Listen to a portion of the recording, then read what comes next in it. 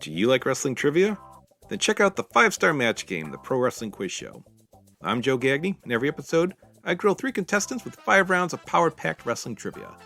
We have over 30 evergreen episodes in the archives covering WWE, AEW, Japan, Mexico, and much, much, much, much more. Play along at home and check it out today. This podcast is a member of the Voices of Wrestling Podcasting Network. Visit voicesofwrestling.com to hear the rest of our great podcasts, as well as show reviews, columns, opinions, and updates across the world of wrestling. Competition starting to get thick, it's the click, so I hope you watch your A-game. A-man, no rain from the track when we unite and spit. This is an A-game, better bring your A-game.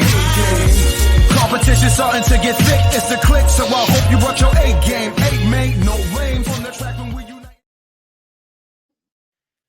Hey now, it's the Mike and JD show, and I'm your host, Mike Gilbert, and I'm joined once again by JD by Godaliva. How you doing, JD? Dude, we have been off schedule so much in the last 30 days. It's been just nuts. Yeah. Last week you were off, and then the week before we were together, and then the week before that I had to take off. I had an emergency, and then I think at one point I brought in Warren too. Yeah. Yeah, then the week before that was when my dad died, so I was off. So we've done 2 shows together in the last 6 weeks. It's been kind of nuts, actually. Yeah, at least this Thursday show, we've been knocking out our overtime show pretty consistently. So that's been good, for the Patreon. But this show, for some reason, Thursday has just been tough on us the last month. Well, Andy had surgery last week. Like I said, my dad died. You had a thing pop. It's just been kind of crazy. As I do say so myself, we might have had one of our best overtimes ever this past Sunday when we recorded. Yeah. Honestly, overtime. So here's what JD and I typically do. We'll record this show, and then the show will end, and then I'll create a new stream, and then JD and I will go right into another show immediately afterwards. But by that time, JD specifically is pretty exhausted. It's still early where I'm at, but JD's pretty exhausted. But we were knocking out really good shows for a long time. We were doing a lot of our classic stuff. We're doing classic deep dives, all that stuff. I would take copious amounts of notes. Well, since our Sting series ended, we've been kind of moving towards doing some Sunday shows. And we did a show this past Sunday where we just basically read news out of the Observer and stuff that we didn't get to talk about on our show that I didn't get to talk about last week on the solo show. Some stuff had come out over the weekend. We were able to talk about that, and it turned out it was pretty fucking good. Mike, let's not lie to the people. There's been multiple times in the last month where I have fallen asleep on the stream. It's happened a couple times where I've been sitting here with you and I'm it's been a little rough on me. But hey, I love talking to you. Yeah, it's still really early where I'm at, but that might be me, man, because I got up before 4 a.m. this morning. I just had stomach pain, and I had to poop. I'm getting old, and so that stuff happens. So anyway, I woke up, probably 3:30, and but I was planning on getting up at 4:30 anyway to go work out, do a garage workout, and so I was like, well, I'm already up, and I just pooped my brains out, so let me knock out this pre-workout, just not the crazy stuff, just some BCAAs with it's enough caffeine that's a cup of coffee. So it's not that much. I can't do crazy pre-workout. So I took my pre-workout, but the problem was I come downstairs from my bedroom and I'm in my underwear and I'm like, oh crap, I left my gym clothes in my bedroom, but I don't want to go back into my bedroom because I'll wake up the wife, right? Mm-hmm. So I'm in my underwear, I was like, oh, you know what? I actually have an extra set of gym clothes in my backpack. And I scurry around looking for my backpack. Well, turns out I left that in the back seat of my car. So it's 4 a.m. at this point, and I'm in my underwear. Sorry for the visual people. Don't hang with it. Trust me. So I'm okay. So what I do is I wrap a towel around my southern region there, and I go outside of my neighborhood. This is a military neighborhood, super. It's Mayberry where I'm at. Super family friendly. Kids are running around all the time. But it's 4 a.m. So I'm nobody's gonna come out. So I go out to my car and I grab my backpack and I put my backpack on. And as I do that, I got my hands up here, the fucking towel falls off and I'm just in my underwear. And then I looked up in my neighbor's house and their garage lights on. I'm like, holy shit. So I'm like, and like this person is lower ranking than me and like works in the same unit. So I'm like, oh shit. So I'm like, oh, I put my towel back on, and like thankfully they just had forgot to turn their light off overnight. So the garage light was on the whole night. So I ended up running back into the house, put my gym clothes on, and I got a pretty good workout in. But because I got up so early, I'm freaking exhausted right now. You know why you're a better person than me, Mike? Because you would not have put the towel on. Oh, I'd have just gone right out to the car with the drawers and just kind of. Yeah, but you don't work with like faculty and students in your neighborhood, right? Like for me, like I work all around people that I see every day. No, I live near hillbillies, so if they're passing judgment on me any day, every day anyway. So. Right. Yeah, you're probably pretty tame compared to them. So. A little bit sometimes. We don't agree much, but yeah. That's funny. I have not been at the gym much this week. We're on spring break, and life has revolved around, the kid had tonsil surgery on Friday, tonsil and adenoid surgery. I learned something. Mike, did you know that tonsils grow like belly buttons? I think you taught me on Sunday. I think that did we go over? Did it do this on Sunday? I don't remember. But the Voices of Wrestling people have not heard this, so feel free. So I'll go through this again. I can't remember who I'm using my material anymore. So tonsils are like belly buttons. Some are innies and some are outies, right? My kid had innie tonsils, like his tonsils grew inward toward his throat. So when they removed him, they were even bigger than they thought. And his adenoids were taking up like 30% of his nasal cavity, right? So it was crazy how much space they actually cleared, to the point where I don't recognize my son's voice at the moment. Wow. Because there's all this extra space now, and his jaws are kind of swollen, so they don't talk quite normal, and it takes a little while to get to that. So it's been interesting. But anyways, life has revolved around getting him his meds, and the wife and I have both been off work this week. So my going to the gym has not been great. So I've just been hiking with the dog to get in shape. It's been but one of the guys in my coaching staff, we have this young guy fresh out of college, and he's doing the hard 75 that's starting that. I'm like, what's that? And he's like, oh, it's this workout challenge. Work out twice a day, 45 minutes a day. Can't drink, can't do anything, like da da da da. And I'm like, well, I got that first part down. So basically, I'm like, that's a piece of cake. And then it's like, you got to read just 10 pages a day. And I'm like, okay. So again, for me, I'm like, I'm in. I'll do this 75 days, start April 1st. Ends on the 15th of June. I'm like, I'm just basically finding another workout in to get a day. Not a problem. So I'm actually kind of excited to jump into this. I try to get the rest of the guys on our staff to jump in with me, and nobody else was interested in doing it. Yeah. And I'm like, you guys can't not drink for 75 days. Like, what is it? We don't want to eat, right? Like, what's going on? Nobody's interested in doing this with me. It's a challenge. It's fun. All right, fine. I'm doing it. I guess I'm doing it by myself. I'm going to look up the Murph challenge. Have you ever heard the Murph challenge? I think it might. I know it's a CrossFit thing, right?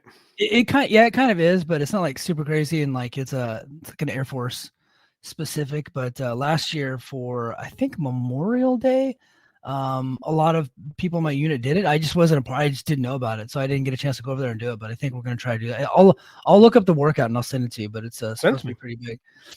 You know what? We got somebody in the chat, and I want to give them a shout out. David Hadley is in the chat.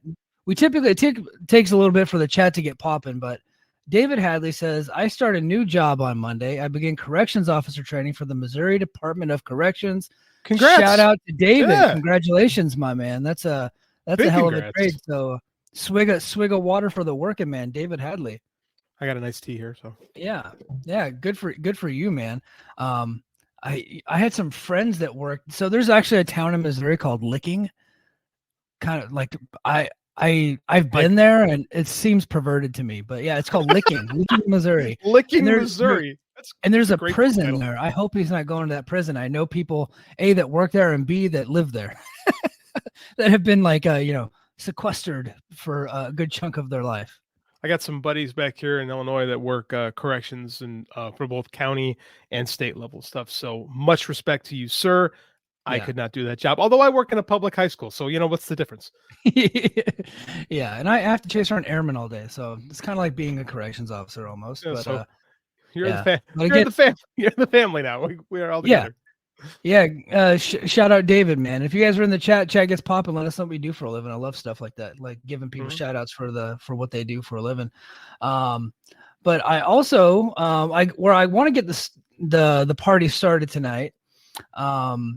Becky Lynch. Now she was on Ariel Hawani's show earlier this week, the MMA Hour, and told Ariel Helwani a bunch of stuff. And one of the things that she had told him whenever she was promoting her book is that her contract is expiring in 2 months. Now, of course, a lot of the AEW diehards already started making the graphic that Rebecca Quinn is all elite, and and they're already on fire for it. They're after it. They want this to happen.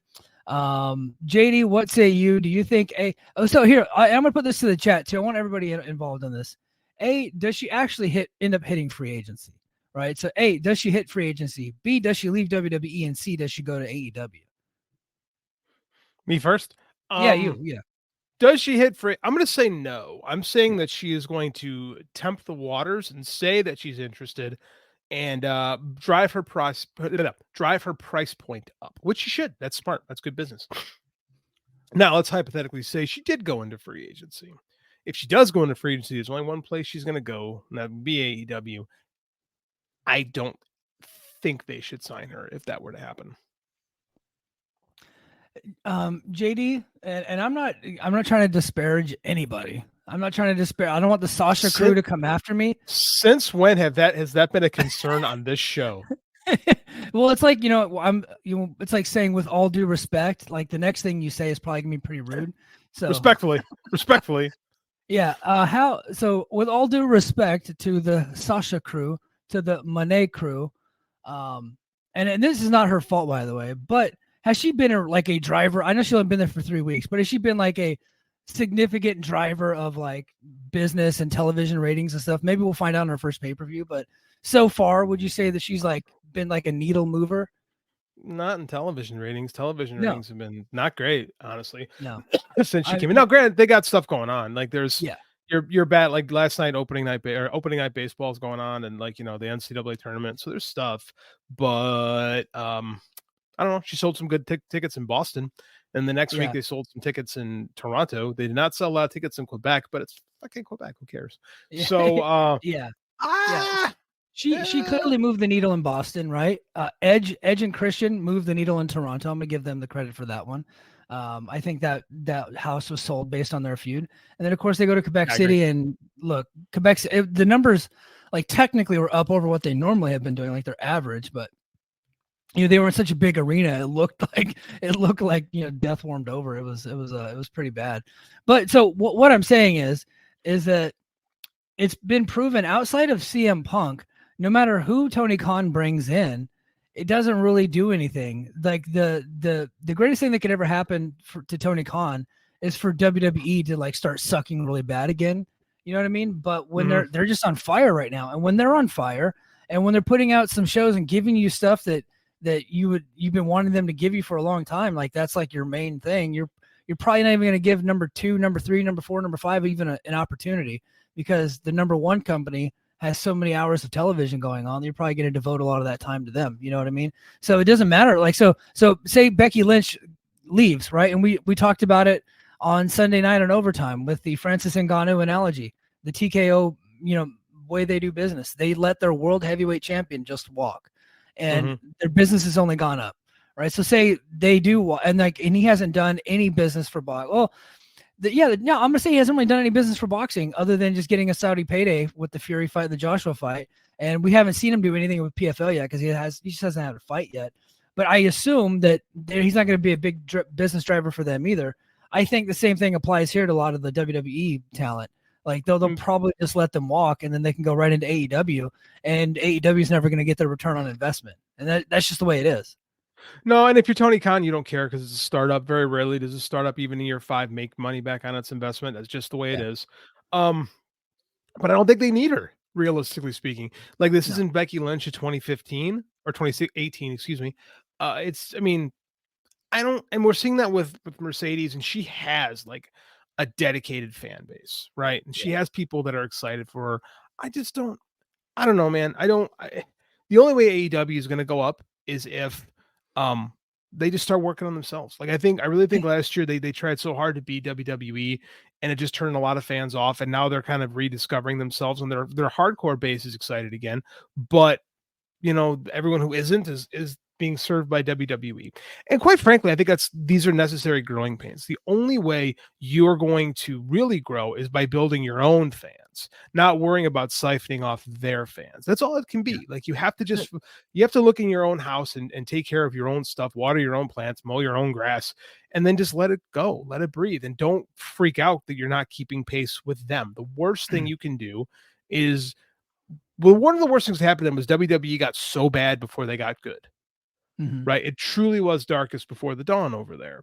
And they're doing good, but wrestling is cyclical. Eventually they'll stop being as hot. And I don't know when.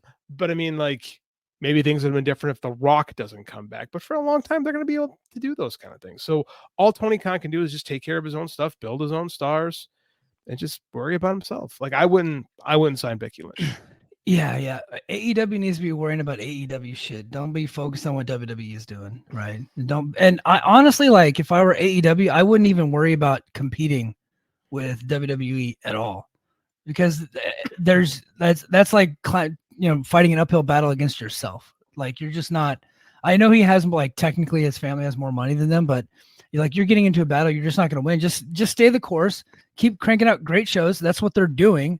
Right. And then if free agents come available, like, don't feel like you have to get into a bidding war and overspend for them. And I know that's like, talent doesn't want me saying that. Talent wants you to get into bidding wars and overspend for them. But I don't feel like you need to get into this big competition with a lot of these free agents that are coming down the pike. Look, Drew McIntyre still hasn't signed.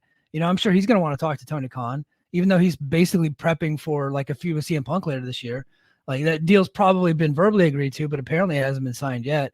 I think there's a rumor out there that Sheamus might be hitting the market too. If I'm Tony Khan, just like, you know what, man, I got a stacked roster. Let's just try to leverage these people and figure this out. And he's also got an aging roster. I'd start trying to build up some of their young core talent and get them ready to take over one day, because a lot of them just aren't yet. I think it's. Go ahead. I'll say I think that's what they're doing. I think you're seeing the push of Swerve Strickland.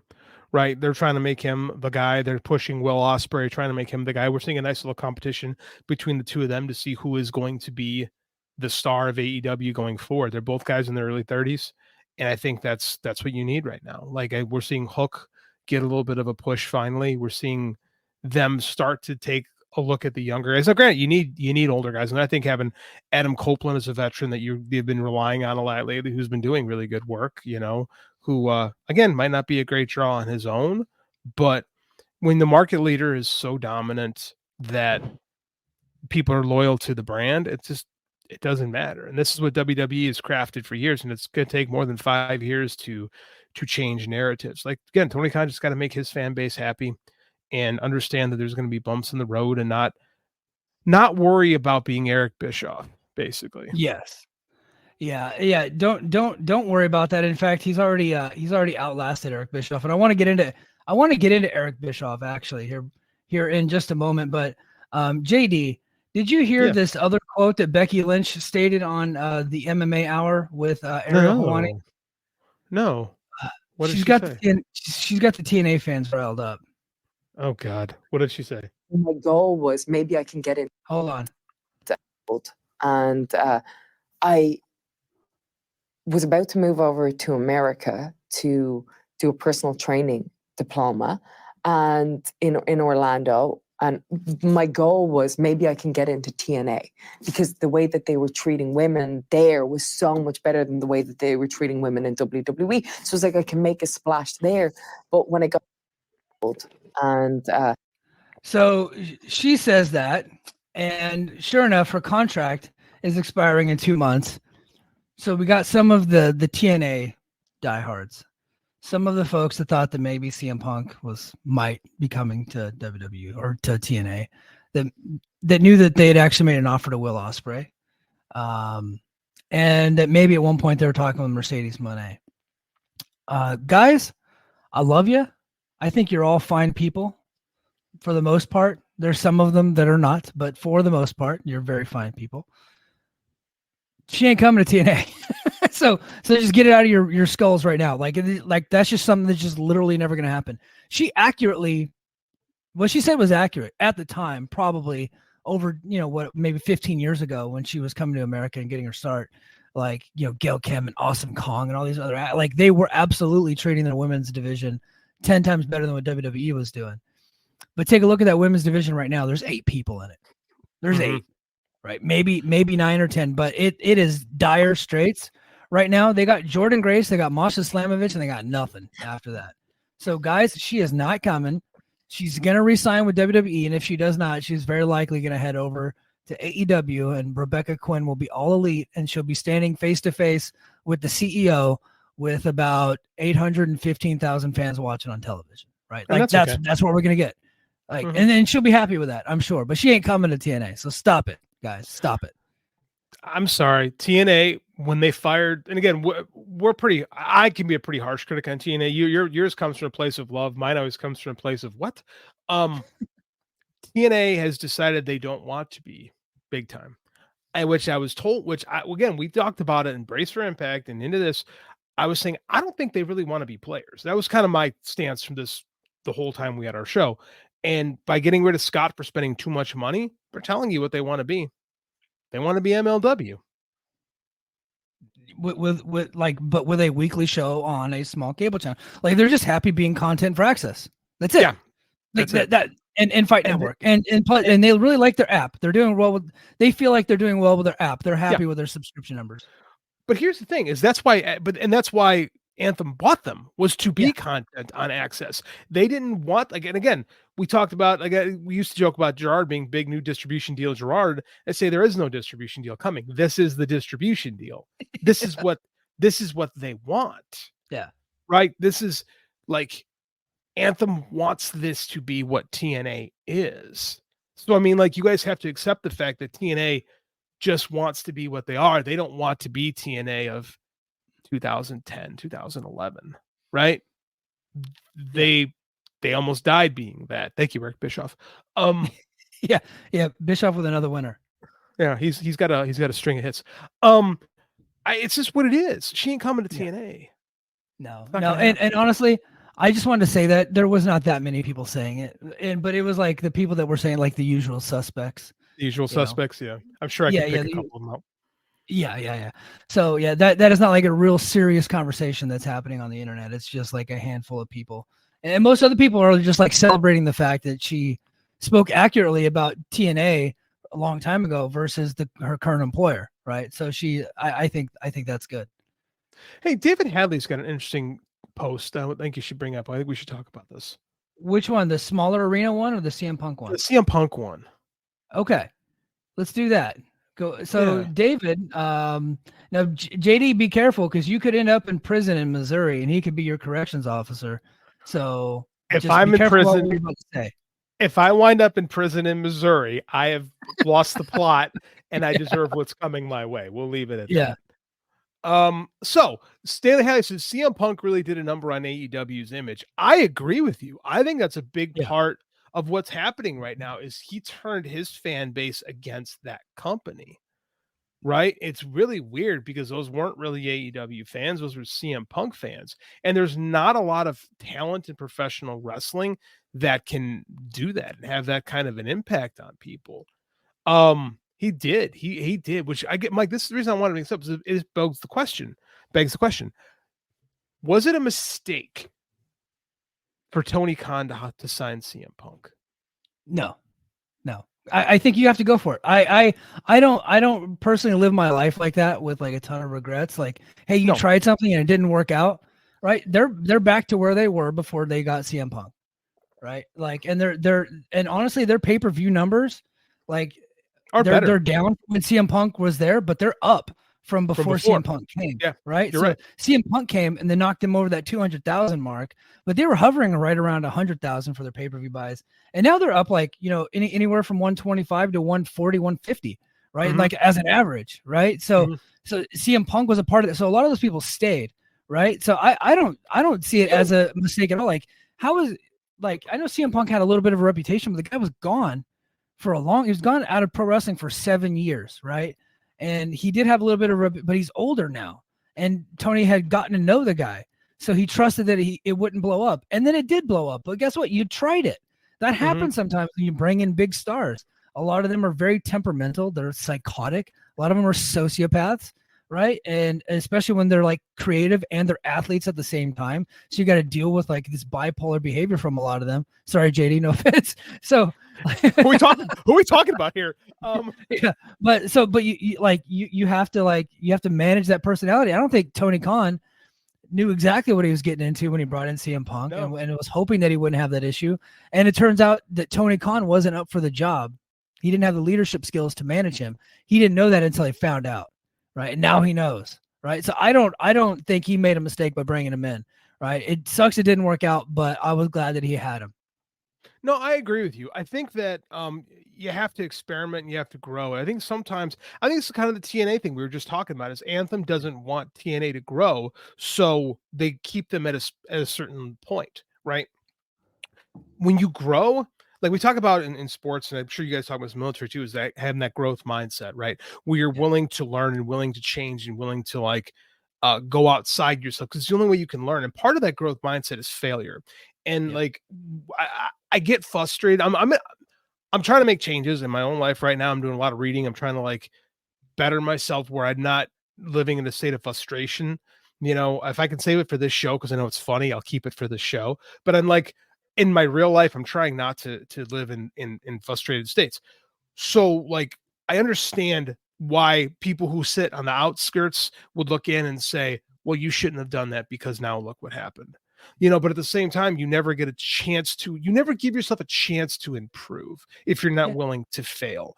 And like, could you call the CM Punk experiment a failure? I don't know. I think there's debates on both ways. Ultimately, they did bring him back to pro wrestling. It did help AEW's bottom line in the short run. It did help them grow. And I think it puts them into a place eventually where they can learn and grow from it. Right. I think it was a noble experiment. I hope that Tony Khan learned something about being a people manager. I don't think anybody was harsher on Tony, but like from a constructive criticism point of view than you and I were, you know, because we shared a lot of our, you know, experiences with managing people when that whole thing was going on. So, I mean, I don't think it's a failure, but I can understand why some people would think that. Yeah, and you know what? Like, I'll tell you, like right now, like I am in charge of a pretty large, like, you know, I'm not like the king, right? But I'm like, you know, a couple notches down. But I am kind of like a human resources guy right now for my unit, and we're like, you know, 150 deep, right? So I have like 150 people under me, and if somebody else, like, if somebody had a problem in another unit, and they're like, hey, Mike, would you take this guy on? Like, he's like solid worker, but he's, you know, got personality issues. Think you can handle him? And I would say yes. I would be like, yeah, bring them over. Can I get something out of them? And then if it fails, it fails. But I would rather like try and fail than to have not tried at all. Right. I'm very much like take a swing type of guy. And that's what he did. He took a swing. He took his company to heights that nobody ever thought he would take. And then it failed. It blew up in his face twice. And then now he has taken his talents over to another promotion, and he seems to be doing well. I mean, he's on the injured list again, but he seems to be doing pretty well. Like his quarter hour was pretty insane this week. Hey, did you see the Drew McIntyre pro? Like, did you catch any of the clips on Twitter or anything? I did. I think Muse sent it to us. Yes, It was pretty. It was pretty great. I'm not gonna lie. It was pretty great. I was like, I want to hate you for going there, but damn it, are you good? Yeah, like Drew's whole thing was going to the bakery. Drew, I think he's an underrated personality. Like, I don't think Drew McIntyre gets enough love for just how personable he is. That was pretty. Again, I'm not gonna watch WWE content, but what I saw of that whole thing made me laugh. I had to tip my cap to him on that, so that worked. One of the greatest lines in wrestling history is now, and it was just uttered on Monday. And I'm not talking about The Rock. I'm talking about CM Punk when Drew McIntyre said, "I'm the chosen one," and Punk goes, "Who chose you? Say his name. Who is the guy that chose you? Which paragon of virtue is the one that chose you? Say his name." And Drew just has this awkward look on his face, and then smartly like changes the subject, and he did a great job. But like, you could tell Punk caught him off guard with that one, and it was tremendous. One of the greatest moments in wrestling history. I love it so much. One best be ready on when you're doing a live mic battle with the King in Chicago of all places. So yeah, it's pretty great shit, actually. Can't lie about that. And that's what I mean. Like if WWE is doing stuff like that, like it's going to be hard for AEW to catch a foothold, right? To gain any is. traction against them. So that's why I'm like, don't even AEW, just worry about doing your stuff, because there's nothing you can do when WWE's on fire. You just, whatever you want to do. But you got to be Jim Crockett, right? Yeah. You got to be Jim Crockett Productions, do your shows. People they talk about the Hulkamania era and they like to ignore just how on fire Crockett was in 85, 86. Yeah. Right. And then in a good chunk 87.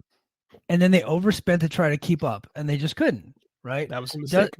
Dusty Rhodes was willing to spend $100,000 to make 70. Right. Like, I think that was the old line. Something to that effect. I mean, like, that's the thing is you can't go dick slinging with them, right? And I don't think they are right now. I think they've signed their free agents and they've done a good job keeping them in the limelight, right? Ospreay, Okada, and Mercedes are on TV every week now, and they feel like big stars. They feel like the right signees. They feel like the company's in a new direction. Like I said, maybe it takes a little while for business to catch up with where it is, but I'm so much happier at the show now than I was a year ago. So, Yeah. And the fact that the ratings haven't really reflected how good the show is, and obviously ticket sales outside. Well, I mean, Bischoff didn't want to mention the last 2 weeks of ticket sales. He only wants to mention last night's show, of course, when he's arguing with Tony Khan. Because it fits his narrative. And I'm so sorry that John Alba lost his job. I know we have to pretend like I just said I'm not going to do this, but I just really don't like that guy because he tried to shit on you publicly. Hey, it's in the show title. We're going for it, brother. We're going for it. I don't like him, and I know I've got a friend of ours that is listening to this who was very nice to him publicly, but I don't like this dude, man. I just don't. I think he's smarmy. I think anyone that gives Eric Bischoff space to spread lies is a dangerous human being who is willfully stupid, and the fact that your show is no longer a thing, I'm not going to shed tears for you, bro, because, you kind of empower stupid people, and I don't like it. So, too bad. So, sad.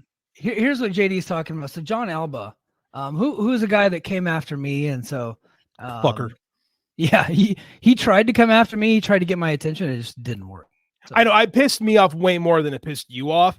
So yeah. And he comes across as such a pretentious dickbag, and I know I give him credit when he goes to the press conferences, because here's another reason why I'm disappointed in him, because he's actually like a trained, like, media professional. He's like a trained journalist. And so, which is why what he does is so bad.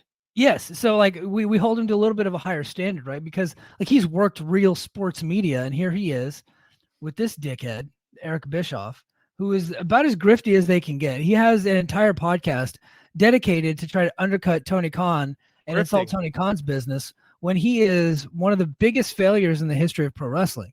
Like, he failed in WCW, he succeeded for a little bit. The bigger chunk of that time was a massive failure, right? And I know we just got done saying, like, hey, failure is okay. You got to take the swings. But this guy, like, he's failing at a high level, and he just doesn't seem to be accountable for it. Doesn't appear to learn anything. And he wants to tell everybody else how they're failing, and that's how he's trying to live the rest of his life. Oh, I hate it so much. So he has this podcast with the dickhead, John Alba, called Strictly Business. Well, John Alba announces that the show is going off the air, right? So Tony Khan said sunsetting this fraud of a business podcast before the next AEW media deal is a wise choice. And I thought that was, we have a segment on here called Bad Tweets. Well, Tony Khan, this is the debut edition of Good Tweets, sir. Kudos to you. Good Tweets. Tony Khan, you just created a new segment on the Mike and JD show. I thought that was a wonderful tweet. Now, it gets even funnier, because then after this, I think like a day later, Eric Bischoff then announces that he is no longer doing the podcast with John Alba. He is doing a new podcast called Wise Choices, which means John Alba just got fired. Like, it wasn't like he said, oh, Bischoff doesn't have the time to do the podcast anymore. It's like, no, he just doesn't want to do it with you. He's doing a different podcast, and you got fired. So, you weren't even good enough to do a podcast with Eric Bischoff. I fucking hate that guy. Just like he's so smarmy. Like, and again, he was the one guy that, like, when we were having a little bit of fun, as our Voices of Wrestling crew was having a little bit of fun when Nick Khan told everybody to go tweet something, because we never got denials that happened. We just got, well, I didn't get told to do that. Oh, but you're not denying that somebody was. Sure. And again, it's like, you got your own thing, you got your own business, whatever. Like even that guy that's just the nerd who just, I forget the super pro WWE nerd, Steve something or other, like whatever, he's doing his own thing. When you willfully empowered liars and grifters, I don't like you. Yeah. And I'll call you out for it. I don't like you. And I don't like, and you get upset when people call you out for being a grifter. Sorry, bro. You grift. Yeah. And you got fired from grifting. You weren't even good at grifting. Like how bad you have to be to get fired from grifting? Like you're not grifting enough. Like You're not grifting enough. Controversy creates cash, but not enough controversy and not enough cash. Hey, so somebody said this in the BFI chat earlier. Said I think it might have been Dobby. I should get Dobby back said in this. Yeah, Dobby said nobody keeps his haters in business better than Tony Khan, because Tony Khan replied to that tweet, and the next thing you know, Eric Bischoff has a brand new show where he's just going to continue to try to lay into Tony Khan anytime they take a dip in the ratings, which is the first thing he did was point out that they hit their like the lowest rating in like 3 years, which I mean that sucks. Like no, that's not good for anybody, right? But they did a shit night, but it was number three. Number 3. Yeah. It was number 3. Like, yeah. I mean, ratings are, I mean, like we said this before on the show 100 times. The ratings are going to continue to go down for everything on television. That's not live sports. It's gonna. Yeah. Everything. Yeah. Everything is though. Yeah. Not a good night for AEW, but like they're not getting kicked off the air. so it's like we don't need to like go crazy about it. But you mean like WCW? You mean like when WCW got kicked off the air? Yeah, when they got canceled by they remain, I think, the only company in history to get canceled by a television station that owned them. Like, how bad do you have to be, right? Like Anthem had the opportunity to sell TNA for a dollar figure amount that was probably way more than what it was worth, and they said no. But WCW sold their company, or TNT sold, or Turner, whatever, sold WCW for like $2.5 million. Do you remember when AOL Turner Time Warner allowed Eric Bischoff to think he was going to be able to buy WCW just so they could leverage Vince into a better deal? Because I remember that. Well, I would say genius, but the valuation of WCW like 2 years before they actually sold it was like 75 million or something like that. It was pretty crazy. They sold it for like $1 million. It was like $3 million, something stupid like that. We did. Hey, go to folks, go to patreon.com/the Mike and JD show. We did a whole podcast series about the WCW invasion of the WWF in 2001, and I think it's one of my favorite things that we've ever done, where we actually pulled out like data and quotes and stuff from the Nitro book and the death of WCW, and I actually went through the Observers from 2001. It was really good stuff. You want to hear something funny, Mike? Remember a few months ago I told you I got interviewed by Guy Evans, the guy who wrote the Nitro book? Yeah, about Randy Savage, right? I interviewed about Randy Savage. I found out what book it's going to be, a book co-written by Eric Bischoff. Are you shitting me? Well, you know what's so funny is that Guy Evans was a major sponsor of Eric Bischoff's podcast, because I actually liked 83 Weeks before he like went super anti-Dave, anti-AEW. Like before that, it was actually like, I enjoyed listening to him talk about that time, because that's like my childhood, right? Yeah, me too. All the Conrad shows are great until they try to be like Bruce Pritchard. And eventually they all try to be Bruce Pritchard. And the thing is that none of them have the chops. No. And after a while, like Bruce Pritchard got old to me, but me too. I haven't listened. Yeah. Like his first like year and a half, I love that show because he's just a good storyteller. He does voices, which I happen to enjoy, and he tells dirty jokes. So I was like, okay, I don't care that he's lying. He at least is funny. So I was fine with it. But then after a while, it got to be formulaic, and it's like Conrad would always steer him into saying something about Dave Meltzer. It's like, okay, like because Conrad likes selling T-shirts, and I get it. It's how he makes money. But I mean, like at some point, it's like everyone knows Bruce Pritchard's a liar, but you got some of these dumb Gen Xers, dumb Gen Xers that just like think, well, he was there. Like it's the same kind of people that just like worship Vince McMahon and just think that I don't know, man. Willful ignorance infuriates me. Yeah. All right, guys, we have a ton of people in the chat, and I have not gotten to any of them. Sorry. Hey, guys, in the chat, we have super chats available now too, by the way. $2. So if you're not Patreon subscribers, you want to support the show, feel free to drop a super chat. That would help JD and I stay in business. I'd really appreciate it. We have super chats? Yeah, we do have super chats available. We should be pushing those more frequently. I keep forgetting. I keep forgetting. we suck at this, man. I know. Let's see. So David says, talking about AEW, likely if there was a good smaller arena in the area, Quebec City, last night they would have looked the way. Yeah, absolutely. Yeah. Hey, I'm going to a Collision in Peoria in a couple weeks. Peoria is small arena. Like it should be a decent show down there. Yeah. Name cannot be blank says no Rougeau. I think he's trying to say Rougeau. Rougeau. No Rougeau, no Vachons. I think the Vachons are all dead. No Dino Bravo, also dead. Also dead. No chance at Quebec. You know who is alive and well? I've been seeing him on Twitter. I follow him on Twitter. Rick fucking Martel, baby. Rick Martel. Now, there is a rumor, and I don't know if this is true or not. I probably shouldn't even say this. There's a rumor that TNA Slammiversary might be in Montreal.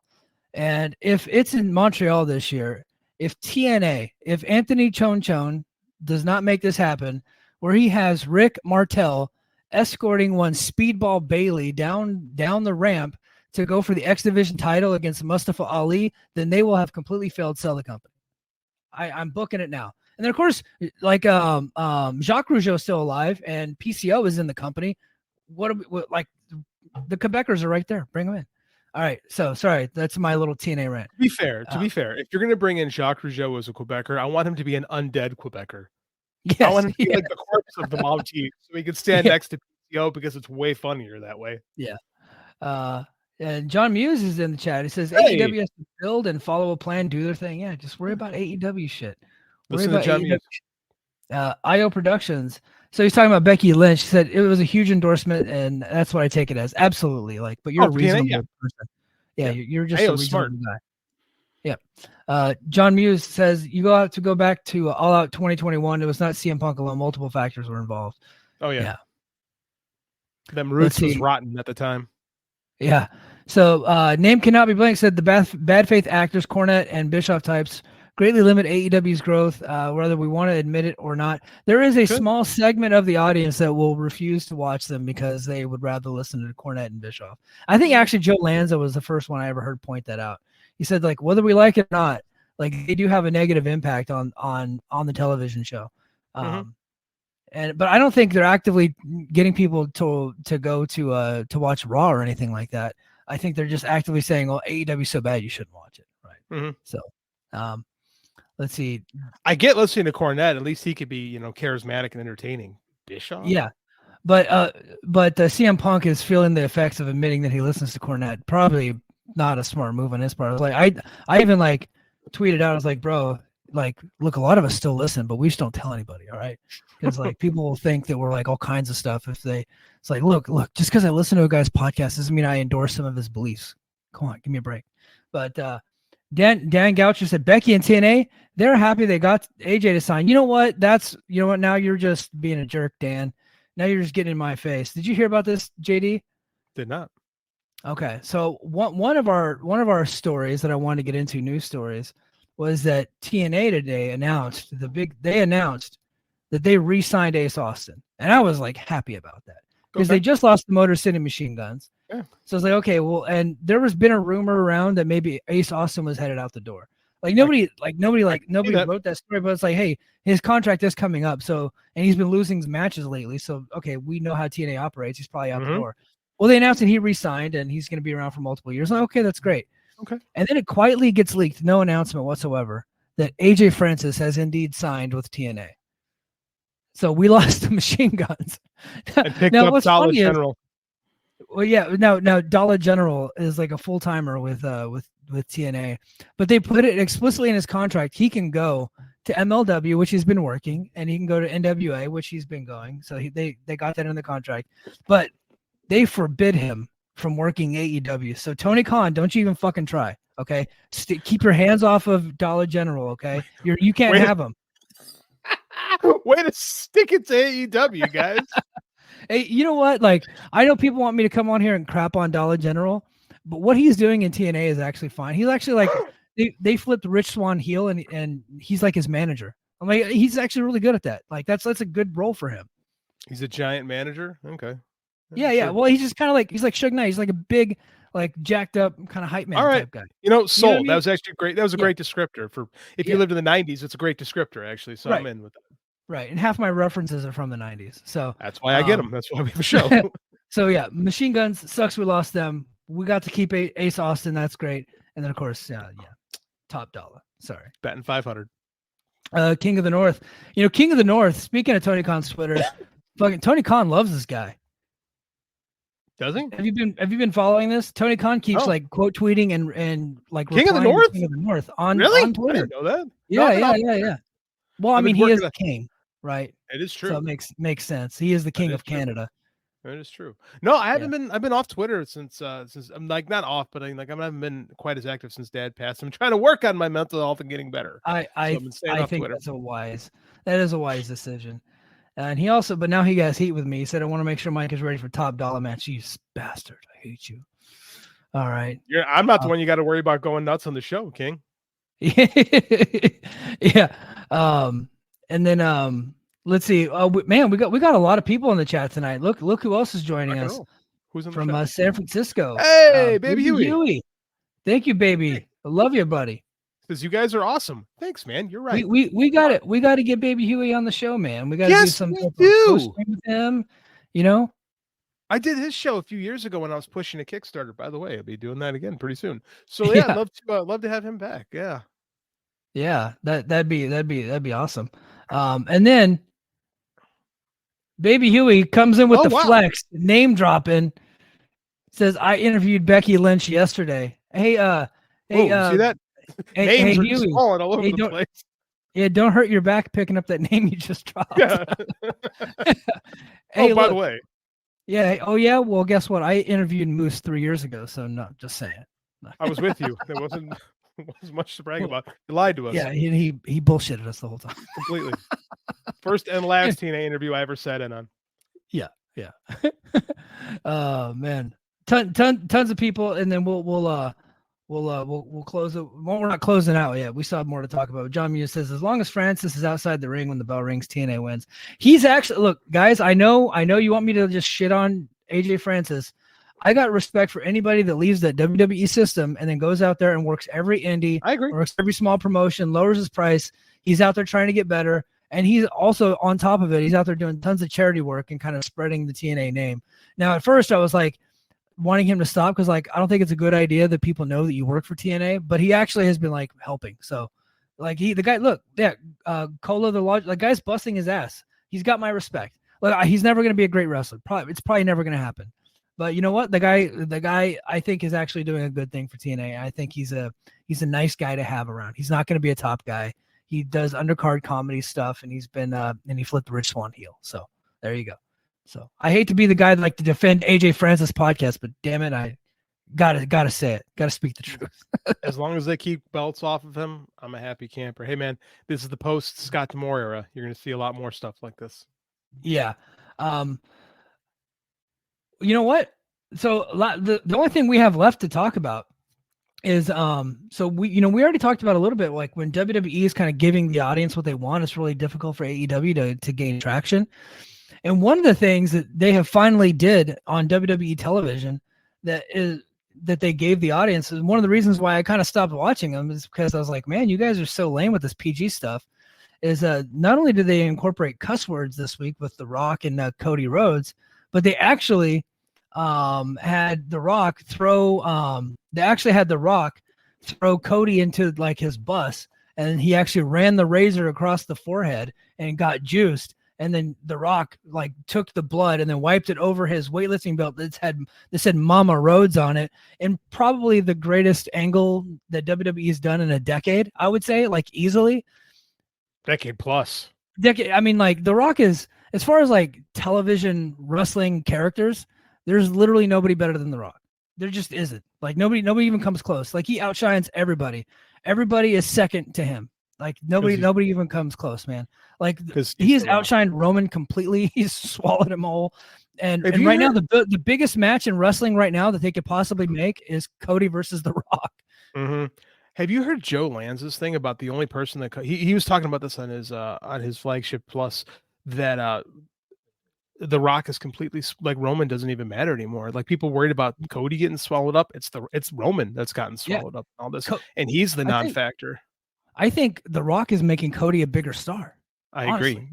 I agree. I think The Rock is, and everybody's like, oh, The Rock's not really a heel because they cheer him. But fucking look, it's 2024. It's a little different now, okay? Yeah. The Rock is still playing a heel character, but people like the bad guys. It's just the way it is now. The Rock is such an effective heel that he has turned Cody into like a mega babyface star, and he was already a great babyface. Are you telling me that The Rock isn't a heel because people cheer him? Are these comments from 1998? Yeah. It's just The Rock's always been that way. It's just been The Rock. Yeah. Because he's a heel, but he's fucking hilarious. Since day one. Yes. Not day one. Day one was bad. Day like 4. Like this has always been. This is what The Rock, like since he became The Rock, they turned him because he was a heel that got over. But this has always been him. And let's be honest, Cody Rhodes booked this, right? This has Cody Rhodes written all over it. This whole angle, the wiping the blood on the weight belt, like that's stuff he would have done in AEW 100%. Even in stuff honestly, he would have done in like. If you told me he did do it in AEW, I'd like, I can't remember every angle they ever did, but like you're like, oh yeah, he did that in AEW with Brody Lee. I'd be like, yeah, he probably did do that because it does sound like something he would do. It's 100%. Like I read this and I'm like, dude, this is 100% Cody Rhodes behind this. I guarantee Cody and Rock got together and came up with this. I guarantee it. This is not Triple H booking. That is nothing like Paul Levesque. And don't give me Paul Levesque's greatest booker of all time. Like he has booked nothing like this in the 8 years he's been working with creative in WWE and NXT. Like this is not him. This reeks of Cody Rhodes. And it was good. I saw that on Twitter. It was good. Yeah. And I'm not going to give Triple H credit for being hands off, like because that's what it appeared like it looked like he was just like earlier in the night telling CM Punk and Drew McIntyre and Seth Rollins, which I thought that segment went pretty long. I did watch the whole segment. I was like, this is a little too long for me, but I felt like, well, like once Seth came out, I felt like it started to go off a cliff a little bit, but the Punk and Drew stuff, the Punk and Drew stuff was tremendous, but it seemed like he was just like, all right, boys, here's some bullets. Go ahead and go out there. And that's what was reported afterwards, that they just run bullet points. I get the feeling like he was like letting The Rock and Cody book their own shit. And he just kind of gave the green light and was smart. Like, I don't want to give him too much credit for that because like it's absolutely just Cody and The Rock and probably Brian Gewirtz. But everything they did was so awesome. And The Rock calling himself the final boss is such a cool nickname. It's like that, like, I watched a Raw on Hulu on Tuesday morning because I'm not watching a 3-hour Raw, but I watched the Hulu version. And afterwards I felt the need to take a shower because I was like, damn, I can't believe I just watched Raw. But I got to say, it was pretty damn good. It was pretty damn good. So I'm never watching a 3-hour version of it. But like the only thing that they're missing is like, if they can just have badass matches, that would actually make it like more tolerable. That's the problem with WWE. That's always been the thing with WWE. The personality stuff has always been what makes that company click. It's never been about matches. Never. Yeah. JD, are y'all caught up on X-Men 97, man? I didn't get to see last night. I didn't want to hear. I didn't get to see the third episode yet. You didn't? No, I haven't had a chance. Oh my God. I need to watch it. I know it. I know what's going on kind of. Like I knew because I read the comics. The second Jean shows up. I texted Jeremy. I'm like Madeline Pryor. And he said yes. So I know what's happening kind of. I don't know which is which yet, but I know what's happening. I can talk this because I've seen it before. Okay. I have not. And so like, and I don't really, I don't want to get into spoilers, but I just like everybody. Fine. Okay. Well, like Cyclops is now my new favorite superhero because he legitimately he bagged 2 Jean Greys, right? Like I mean, Bruce Wayne is like a legit player, right? But Cyclops, 2 different Jean Greys. I mean, come on, Mike. I'm going to tell you something about comic Cyclops. Not only is he bagged 2 Jean Greys, possibly 3 at this point, but he also bangs Emma Frost. Are you familiar with Emma Frost? Explain Emma Frost. I want you to Google Emma Frost right now. My my comic nerd friends are like, oh yeah. I want you to do this right now. I want you guys to understand the dynamic here. Okay. I have never Like literally, I've never read a comic Never. book that was not written by J.D. Oliva. I Right? appreciate every time you say that. Yes, but that's like literally true. So I read Deluge. I love Deluge. I think we can sell that on our YouTube channel now, right? I don't know how to do it yet, but you can connect your Amazon store to YouTube. By the way, I can. because Oh, you can. I just learned that. So they sent me an shit, email. we're gonna do that. Okay. Yeah. All right. So looks like like Taylor Swift a little bit. Emma. With, No. Emma Frost. Like Yeah. she is a crazy hot kind of a bitch, like former evil mutant turned good mutant who's got a really bad attitude and dresses very scantily all the time. Oh. And Scott was getting her on the side when he was with Jean, and then Jean, when she died, one of the 4 times she's died, gave him permission to move on and be with her, and they made out on top of her grave. Yo, some of these Marvel writers are sick, sadistic people. Like, Dude, we should, yes, 100%. So I know what's going on here. I know, like, and I was talking with you, I don't know for sure, but I'm pretty sure I know which is the real Jean. Like, but I'm gonna watch the show tonight. And I'm telling you, do you know who the kid is? Do you know who their kid is? No. Their kid is Cable. Oh, okay. I know who Cable is. Yeah, Cable is Nathan Summers is Cable. That's their kid. So okay. Yeah, because if just in case you guys in the audience, like we actually lost some viewership talking. That's fine. It's an hour into the show. If we can't talk a little X-Men 97, when can we? Yeah. Trust me, look, X-Men 97, they release a new episode on Disney Plus every Wednesday. So every Thursday, I'm probably gonna bring up, hey, did you see the latest episode? Well, now if I gotta watch the damn thing, I'll make sure if we're gonna do this on the show every week, I'll make sure I'm on top of it. Well, I know you have your superhero speak on Sunday. You didn't realize that we were doing this on Thursday. No, too. you threw a curveball at me. I wasn't ready. I wasn't expecting it, but we already hit all of our topics and we had a few minutes left. So I was like, let's talk X-Men. Dude, the second episode of X-Men 97 was great. The trial of Magneto. So Magneto is like one of my favorite characters in comics. I think he's the most interesting villain in all of comics because he's got motivations that are very understandable, right? He's a survivor of the Holocaust and he does not want to see oppressed people. His solution to it is we'll just fucking kill them all and then we'll be fine. Yeah. And you go, well, yeah, but okay. I mean, you can kind of understand it. And now this is my favorite version of Magneto is the one where Charles dies and he challenges Magneto to be a better man. And because the two of them, though they were enemies, loved each other so much that Eric's like, you know what? I'm going to do it. I'm going to be a better man because he believed in me. And I'm going to try to make this work. So this is from the 80s. It's this era where Magneto is leading the X-Men. It's one of the most fascinating times in the history of comics. And I love this version of Magneto. And the fact that we're getting him in X-Men 97 is such a departure. And I'm reading some of these Zennials and Millennials that didn't read the X-Men back then, seeing this and it's blowing their minds. And I'm like, yeah, man, Magneto's a good character because he's complicated. Right. Yeah. And the best characters are the ones that are complicated and are hard to get a hold of sometimes and make mistakes and that you don't always know what they're going to do next. And it's just, man, I fucking love that episode so much. It's great. X-Men 97 is my favorite show on TV right now. It's awesome. Yeah, it's my favorite show. And I thought episode 3 was the best of the 3 so far. It was like a tearjerker, twists and turns. It was violent. It was just, it was scary at some points. I'm like, oh shit, I'm glad my kid's not here watching this because she'd have been freaked out at a couple of scenes. So it's definitely it's definitely if you guys are about, JD and I are 40. So if you're anywhere from 30 to 45, you probably watched the original X-Men cartoon from the 90s. This is the continuation of that. And it's really fucking good. It's actually really and it's so funny because Josiah sent us a DM. He's like, this is so hilarious. Mike learning about X-Men in real time. But I'm like, yeah, I don't it's kind of cool for me because I don't really know. I've never read the books or anything. And that's why this is That's why this is fun, is because like I do my other show where I'm with a couple of the nerds and like, you know, we all know this shit and like you're not. And so like every time we talk about some of these comic book things and I hear you discovering it, it makes me smile. It makes me happy because this is stuff that I've just taken for granted since I was 10.